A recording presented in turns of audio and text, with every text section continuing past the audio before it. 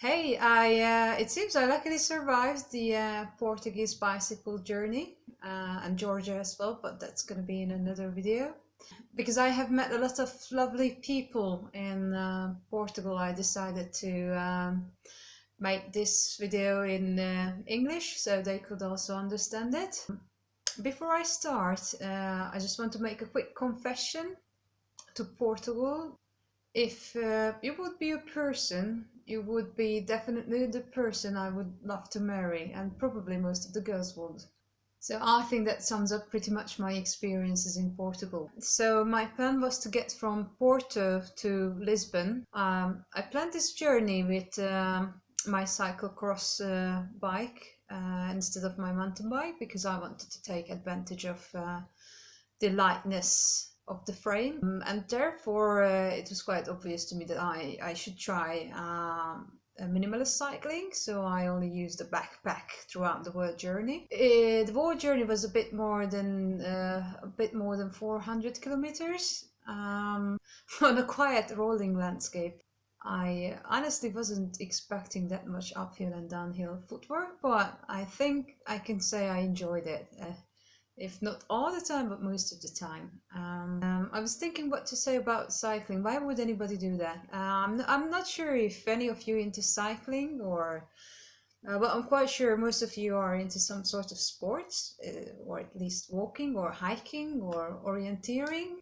Cycling, it is actually, I believe cycling or any sort of sports where you can get loose is a form of meditation. In modern Western culture, I believe we confine our bodies a lot of time. Most of the people spend their time behind desks, be it school or at work, in cubicles, in an unnatural state of bending over or clicking away, and your mind is sort of fine-tuned to do daily routines without thinking or just focused on one sort of activities, and why it's okay. That makes life easier, and you have your daily routines and you do this and you do that, but actually the repetitiveness of it makes life quite boring or forgettable.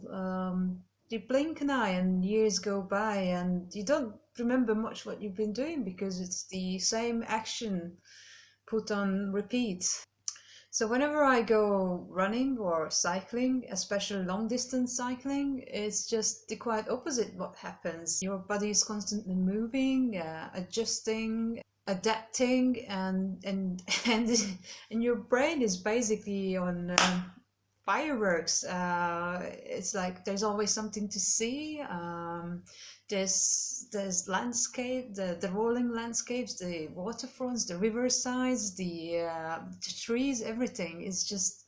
I think it just feels like being a child again when everything is just surprising you and you take it as it is, and there's no repetition. There's no time to worry or develop anxieties. Everything, your thoughts are just coming in and out, and like, yeah, this is the sort of thing that should be happening. This is what experiencing life in the living moment. So that's it. That's why I think I do it. And obvious there's the fact that I just, we all have this wanderlust or this eagerness to see the world. So now I'm just gonna switch over to the proper video feed. So my very first day, the only thing I had to do is get my backpack, grab my bike neatly boxed up and get to the airport. Just a kind note, put your bike lock into the box, otherwise they won't let you check in. I learned this on the hard way. Then after arriving to Porto, we stayed with lovely Lívi and Bea. I'm quite thankful for being a very kind host and for brushing up my Portuguese. The next day I was quickly introduced to the essence of the Portuguese landscape, mainly consisting of uphills and cobblestones. And then I had the pleasure to see the coast side. It was actually a Sunday and people were out training, running and cycling, and and then I was just captured by the ocean shore. It was really a lovely experience. I have to remind you, I'm from a country that doesn't have any proper seasides, seafronts or fresh water, just a big ass lake. Whenever I see the seaside or the ocean shores, it just washes me away. Right after leaving the ocean shores, I hit a forest. Unfortunately, the camera was angled in a bad way, so most of the time I was recording the concrete in my hand, sorry. So I just quickly replaced this video footage with something that was quite similar to that area. There you go. And all I can remember that I was so happy there.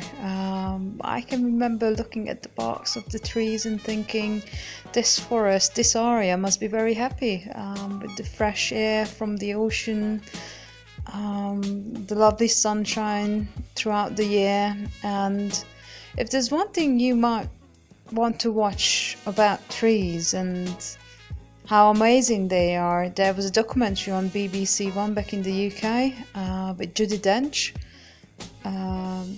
The title of it was Trees, My Secret Obsession or something like that. I put it in the description because I actually did find it. It's worth watching it. Yeah, so again, this was an amazing experience.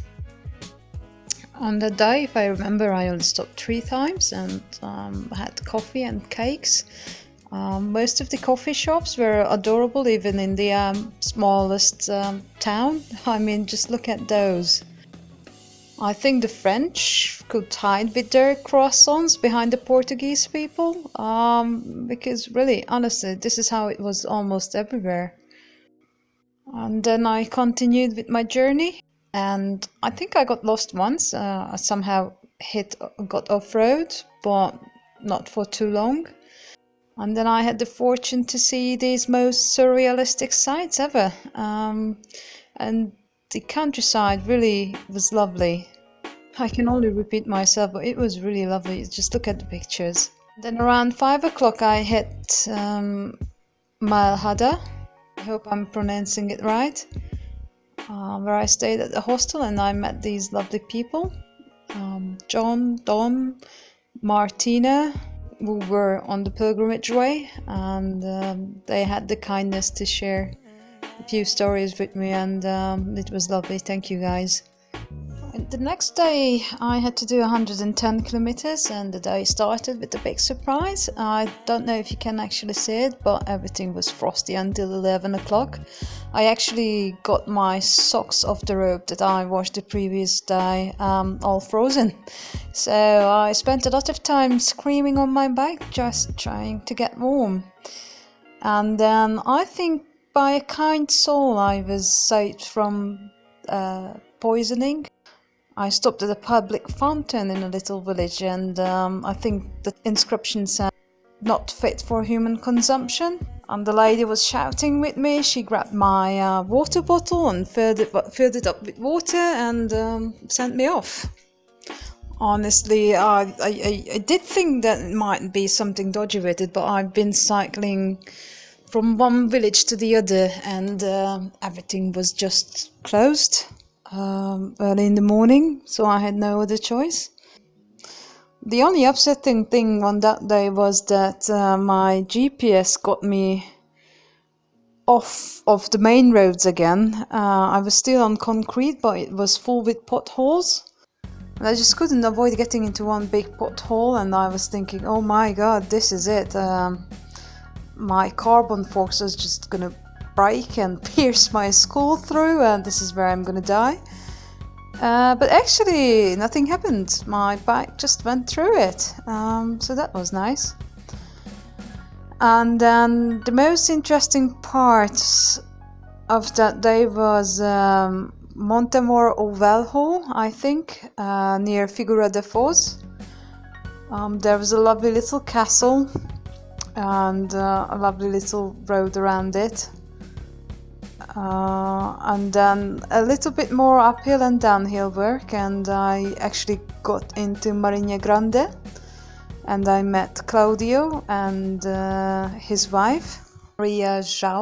I hope I'm pronouncing it all right. I'm sorry if I don't. And they were really lovely. I'm glad Claudio didn't have time to do the Jehovah's Witness stand-up comedy with me, because probably I would be just dumbfounded. But they are quite a character, and I got in touch with them through warmshowers.org, and I think I had a really lovely day. My only regret is that I was so tired by the time I got there in the evening that I could fall asleep with a spoon in my mouth. The day was lovely, thank you guys. I started the next day with a lovely coffee and cake. And some good wishes from Claudio and his wife, Maria. Then I had a very scenic ride to Pedro de Oro. Again, all I can say, it was lovely, and the best part of it, beside the ocean shore, that finally I got to enjoy a bit of a flat ride until Nazaré, which is a lovely little town. But again, I made a mistake, not checking the camera's angles. Sorry about that. Then I left the coastal path to go a bit more inland. I rode through quite a few towns. Actually, my tires got a bit flat, so I was trying to get into a bike shop, because there was just no way that the pumps at the petrol station just couldn't inflate my tires. But I had no luck. I actually wasted about an hour looking for a shop that wasn't open at all. And I remembered that day's ride shouldn't be any more than 96 kilometers, about 100. And after a convenient 60 kilometers, I checked on the GPS and I almost had a heart attack. It said there's 65 kilometers more to go, and it was already 3 o'clock, 2:45. I think that was actually the only day when I was quite nervous and anxious about things, but I tried to pull it through, or I thought I could pull it through until I got to basically not an uphill, but it was basically a vertical wall, and I just fainted off the bike, and I was trying to hitchhike, and I got quite lucky. This lovely gentleman, I think who was a painter, picked me up and helped me out for 10 kilometers. I am very thankful for him. He got me until Marinha, but then we had to part.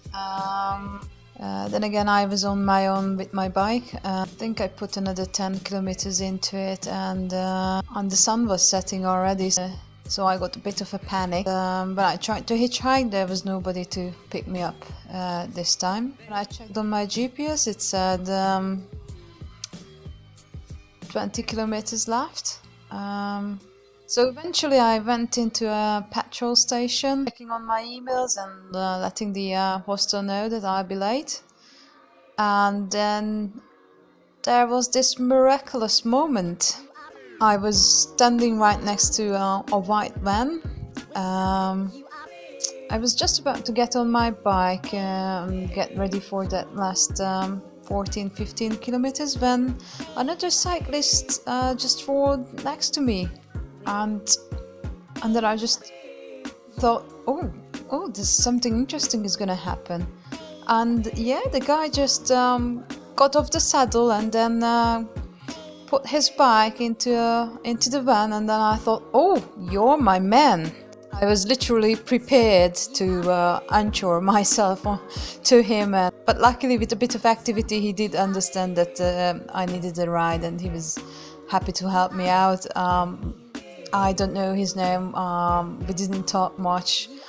I didn't take any picture, but man, I am so grateful for you.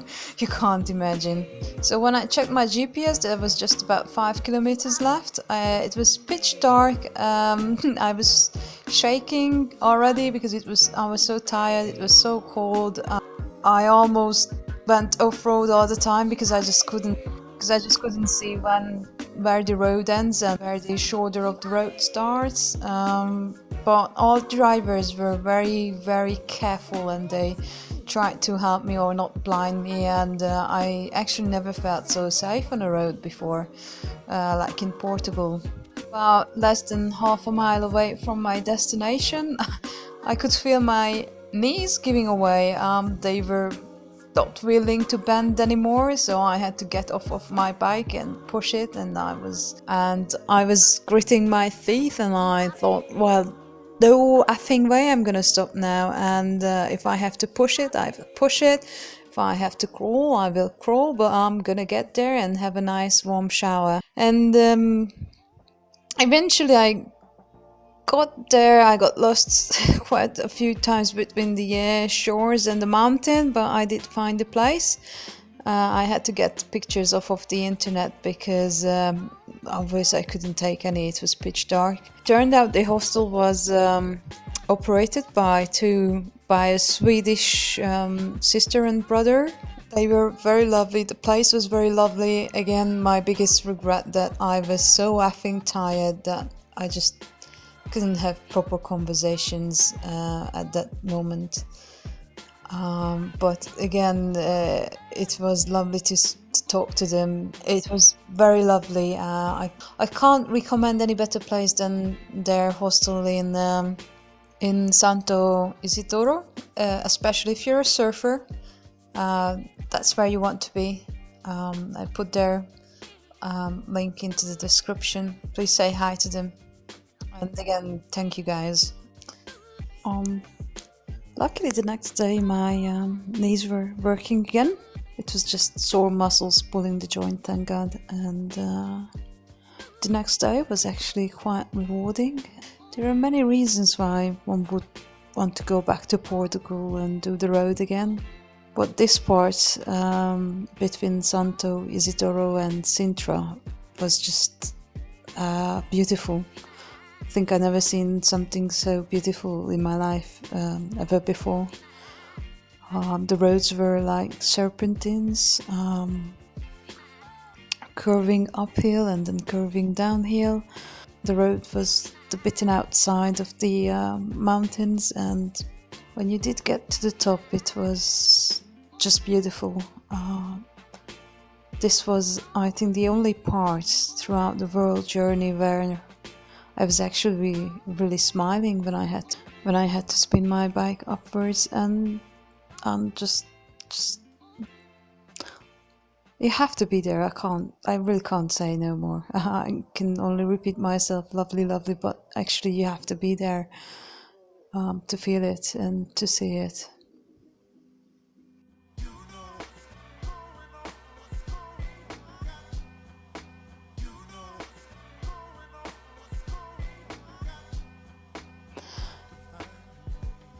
And on that day I only had to do, according to the GPS, 25 kilometers, but in reality this was a bit more than 60. I went through a lot of, I think, iconic landscapes like windmills, and then eventually by the afternoon I suddenly got into Lisbon, which was... you would think I was happy, but I wasn't. After so much time spending on the road alone, secluded, suddenly everything became big, crazy. Triple lanes, triple roundabouts, crazy traffic, and it took me some time to get over it. Well, I did get there, I did. And I got the t-shirt as well. I'm not going to talk much about Lisbon here because this video is already too long. I'm just going to dedicate another video to it. So thank you for sticking out so long, and I don't know if you have enjoyed this video, but I certainly did enjoy Portugal. If you were part of my journey, thank you. If you got inspired by my journey, you please go ahead. It's fantastic. It's a fantastic country, and anyway, thank you.